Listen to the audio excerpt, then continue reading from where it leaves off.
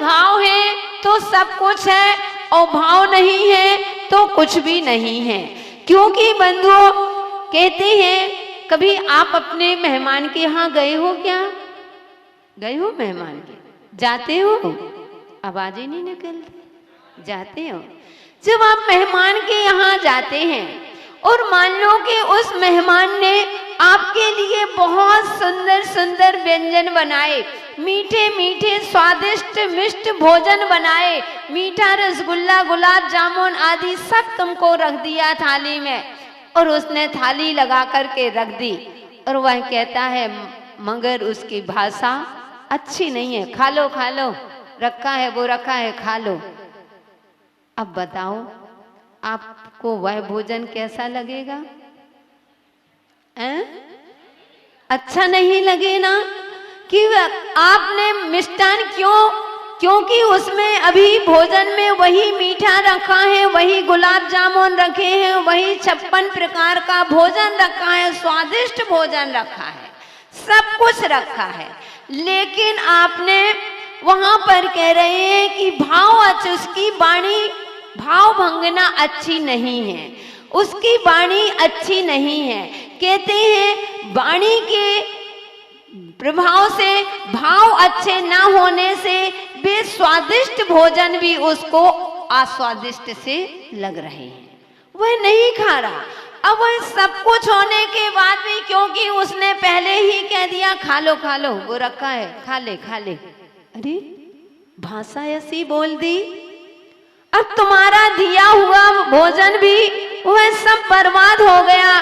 ऐसे ही भवपात्माओं, अगर आप किसी गरीब के यहाँ जाते हैं, कोई गरीब व्यक्ति के यहाँ पहुंचते हैं, सबसे पहले आपको देख करके वह इस्माइल देता है, खुश होता है, आपसे हाथ जोड़ता है, जय जिनेंद्र आदि करता है और कहता है कि आइए साहब। उसके घर में कुछ भी नहीं है और उसने सूखी दाल रोटी बना करके रख दी और प्यार से कह रहा है कि साहब भोजन ग्रहण करो, आप मेरा स्वागत, मेरा अतिथि को स्वीकार कीजिए। आप भोजन कर रहे हो, भले ही रूखा सूखा भोजन है, लेकिन बंधुओं आप कहोगे कि जो आनंद इस सूखी दाल रोटी में आया है वह 56 प्रकार के भोजन में नहीं आया। क्यों नहीं आया? 56 प्रकार का भोजन, स्वादिष्ट मिष्ट भोजन भी नीरस हो गया। और कहते हैं भावों की, क्योंकि उसके भाव अच्छे थे, भाव सुंदर हैं, इसलिए भाव सुंदर होने के कारण से नीरस भोजन भी सरस हो जाता है। इसी प्रकार से आचार्य महाराज कह रहे हैं कि जो तुमने भावों के साथ दान दिया है वह दान एक उत्तम फल को प्राप्त करा देता है। ओ दान तो दिया, अब आए थे तो देना पड़ेगा, माता जी ने बोल दिया तो देना पड़ेगा, समाज ने नियम बनाया है कि ऐसा एक कूपन लेना पड़ेगा तो लेना पड़ेगा, ओहो लेना पड़ेगा, क्या तुमको उसका फल मिलेगा क्या? बोलो, हम नहीं कह रहे, रेण सार पढ़ रहे हो, आप ही को उत्तर देना पड़ेगा। क्या आपका दान दिया वह दान फलीभूत हो सकता है क्या? नहीं, क्योंकि आपका मन खराब है। हम वैसे भी कहते हैं कि दे करके कभी रोना नहीं, दो खुश होकर के दो। हम इतना भी नहीं कहते कि आचार्य महाराज ने पहले ही तुम्हारी व्यवस्था बना दी है कि इतना मत छोड़ो कि सड़कों में आ जाओ। इसलिए बंधुओं दान का प्रभाव, तो दान अपने भावों के साथ और प्रतिदिन दान देना चाहिए। रयण सार ग्रंथ में आचार्य महाराज कहते हैं कि एक भी दिन, क्योंकि आप श्रावक हो, दानम पूजम मुखम, दान और पूजा श्रावक का मुख्य कर्तव्य होता है। और बंधुओं यहाँ पर कहते हैं कि दूसरों से कभी दान नहीं दिवाया जाता, कहते आहार दान है, हमने लगा दिए हैं, हमारे नौकर चाकर हैं, हमने स्टाफ के बुला लिए हैं, जैन महिला बुला ली हैं, वो चौका लगाएंगी नहीं। ओहो, सौधर्मेंद्र जब 170 तीर्थंकरों के समोसरण लगाता है और कहते हैं कि कम से कम कितने 72 समोसरण लगे थे तुम्हारे यहाँ गुवाहाटी में, लगे थे 72 के नहीं लगे? लगे थे, याद दिला दी हमने। तो कहते हैं अधिक से अधिक 170 तीर्थंकर के समोसरण में और कम से कम विदेश क्षेत्र में 20 तीर्थंकर के समोसरण लगते हैं, उनमें उपस्थित होता है और कहते हैं स्वयं जाता है। शायद सौधर्मेंद्र एक दिन सोच लेते कि मुझे क्या करना जाकर के, हम अपने असिस्टेंट को भेजे दे रहे हैं, मैं तो रोज जाता हूं। सोच सकते थे कि मैं तो रोज जाता हूं, मैं अपने असिस्टेंट को भेजे देता हूं, लेकिन नहीं, वह कह रहे असिस्टेंट को नहीं, वह सोचता है कि नहीं ये मेरा दायित्व है, क्योंकि जो हम करेंगे, जो भी दान देंगे, इसका फल मुझे मिलेगा, पड़ोसी को मिलने वाला नहीं है। तो बंधुओं, आचार्य महाराज ने पहले कह दिया है कि जो आज तुमको माता मिली है, माँ मिली है, ये सौभाग्य से मिली है, ये तुम्हें माँ का कहते हैं जन्म लिया, तुम आज भूमि में इसमें तुमने जन्म लिया है, तो ये माँ की का माँ नहीं होती तो क्या आज यहाँ पर बैठ पाते क्या? तो सबसे पहले दान के प्रभाव से माँ, बंधुओं, माँ बड़े सौभाग्यशाली को मिलती है। माँ ही ऐसी है कि जो तुम्हें दुख में स्वयं सामने आ जाती है और तुम्हें सुख में कर लेती है। वही माँ है कि कहते हैं कि बच्चा जब बिस्तर गीला कर देता है तो माँ गीले में सो जाती है, बच्चे को कहीं सर्दी न लग जाए, बच्चे को सूखे में सो जाए। धन्य है ऐसी माँ। तो माँ जो होती है ममता की प्रतीक होती है, दया की प्रतीक होती है, और पिता होता है वह भय का प्रतीक होता है। जब हमने बताया आपको तकलीफ होती है, उस समय आप पिता को याद नहीं करते हो, किसको याद करते हो? माँ को याद करते हो। और जब है तो कोई डर भय होता है, रास्ते पर जा रहे हो, भयंकर एक्सीडेंट हो गया, होने वाला है, अथवा सर्प आ गया, तो क्या कहते हो? अरे बाप रे, उस समय पिता ने कहता है, करते हो ना, अरे बाप रे, अगर कुछ होगी, कोई दुर्घटना हो जाए, वहां पर पिता याद आता है। तो बंधुओं, सबसे पहले मैं कहती हूँ कि माँ बड़े सौभाग्यशाली से मिलती है। माँ की लोग हमसे पूछते हैं, मैं हमेशा माँ के बारे में जब बोलती हूँ तो लोग कहते हैं कि आप माँ के बारे में इतना क्यों बोलते हैं, माँ की महिमा क्या है? एक बार किसी ने मुझसे प्रश्न किया था कि माँ की महिमा क्या है।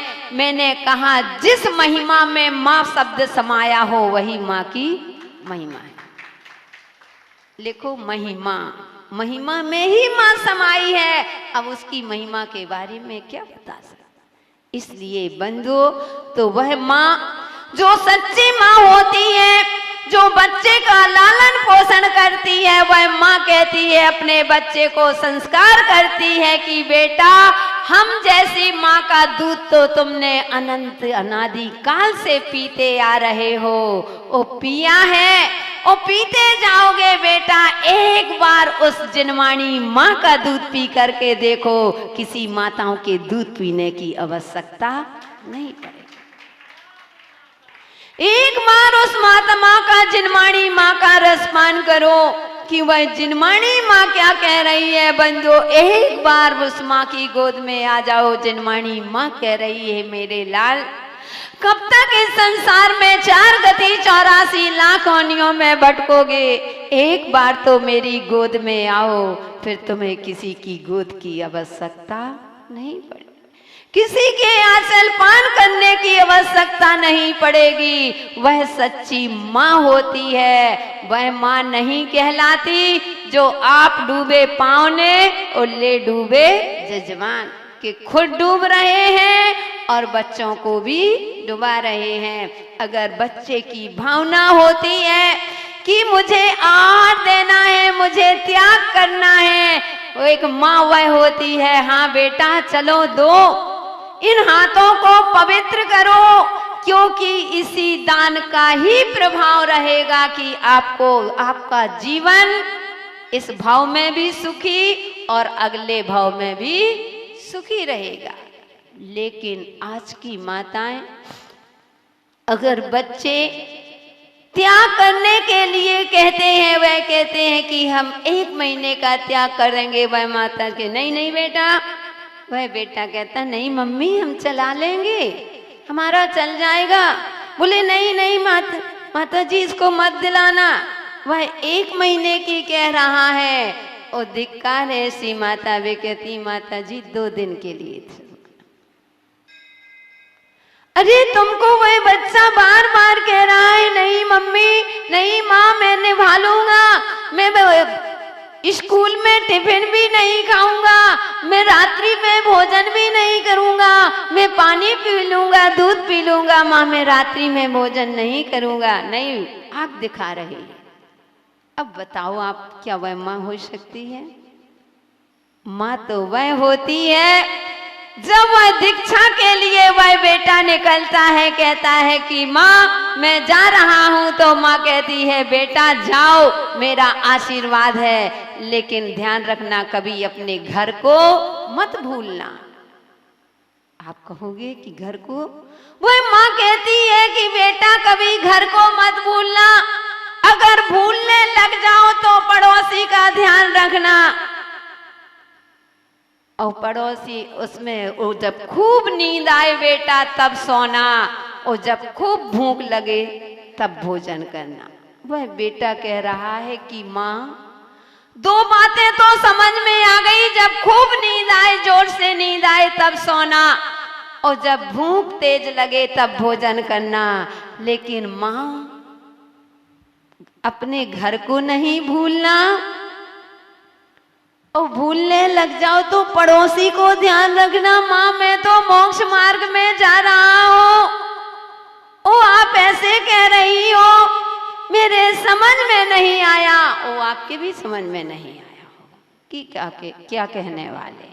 वह माँ कहती है बेटा मेरा आशीर्वाद है, बेटा जिस घर को तुम समझ रहे हो मैं इस घर की बात नहीं कर रही हूँ, मैं अपने तुम्हारी आत्मा की निजी घर की बात कर रही हूँ कि बेटा कभी अपने घर को मत भूलना, बाहर की चकाचौंध में आकर के अपने स्वरूप को मत भूल जाना, क्योंकि बाहर के लोग में चकाचौंध में आकर के अगर तुम अपने आप को भूल गए तो तुम्हारा सब कुछ हो गए।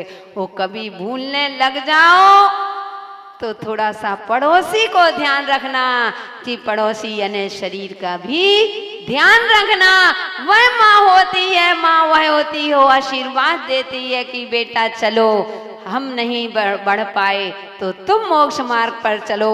हम एक नहीं कहते कि महाराज बना दो, ये नहीं कहेंगे माता जी बना दो, कम से कम इतना तो हो कि कम से कम अगर माँ हो तो बच्चों को उंगली पकड़ के रोज मंदिर लाओ, अपने साथ लेकर के आओ।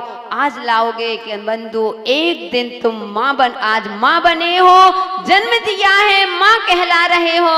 अगर तुम आज बच्चे को उंगली पकड़ा करके मंदिर ला रहे हो, ध्यान रखना तुम्हारा बेटा श्रवण कुमार बन करके चारों तीर्थ यात्रा कराएगा, इसमें कोई दो राय। इसलिए सबसे पहले माता कह दिया कि माता अगर मिलती है तो बंधु वह माँ संस्कार देती है, अगर आपने संस्कार दिए हैं तो आपका जीवन धन्य है, और संस्कार नहीं है तो तुम्हारा जीवन व्यर्थ है। दूसरे में कहते हैं पिता जो मिलता है बंधु, पिता की शिक्षा, उन पिता अपने बच्चे को लायक बनाता है। कल हमने बात कही थी कि हे पिता अब आपको वसीयत सौंप करके जाना है, आपको धन दौलत अपने बच्चों को देना है, तो दो देने के लिए मना नहीं, लेकिन पहले उसको पुरुष बनाओ, उसको पुरुषार्थ करना सिखाओ, उसको मेहनत करना सिखाओ। जब तुम्हारा पिता का दायित्व निभा सकते हो, सोचो बेटा मेरा परेशान ना हो, मेरे बेटे को कभी परेशानी ना हो, तो हे पिता कहीं ऐसा ना हो कि कहते हैं जब बेटा छोटा होता है, अज्ञान अवस्था में रहता है, तब वह पिता अपने पुत्र के नाम से दान कर देता है, और जब पिता खत्म हुए तो पिता की स्मृति में पुत्र दान दे देता है। वह दान का फल 0 मिलता है, क्योंकि पुत्र को भी ज्ञान नहीं है, पुत्र अभी छोटा सा है, तुमने उसके नाम से तुमने पुण्य कर दिया तो पुत्र को फल मिलने वाला नहीं है। वो पिता के जाने के बाद पुत्र ने उनकी स्मृति में दान दे दिया, तो वे तो स्मृति ही भूल गए, अब क्या तुम उसके नाम से दान कर। इसलिए तुम्हारी स्मृति में कभी भी दान लिखाया, बेटा दान लिखवाए, उससे पहले स्मृति के होते हुए अपने जीवन में दान पुण्य कर लेना, तो कम से कम उसका फल तुमको नियम से मिलेगा। इसलिए बंधुओं, समय भी अपना हो गया है, इतनी ही आज चर्चा करते हैं कि आचार्य महाराज कह रहे हैं, कुंद कुंद स्वामी आचार्य महाराज कह रहे हैं कि आज जो भी हमें पुत्र मित्र और भी कल चर्चा करेंगे, जो भी धन वैभव जो भी मिला है बंधुओं, ये हमारे दान का प्रभाव है। इस दान के प्रभाव से ही हमको जीवन में सुख और संपदा और यहाँ तक नहीं, भोग भूमि की प्राप्ति होकर के एक दिन मोक्ष को हम प्राप्त कर लेते हैं। इस प्रकार से अपने जीवन को हमको धन्य बनाना है, पावन और पवित्र बनाना है।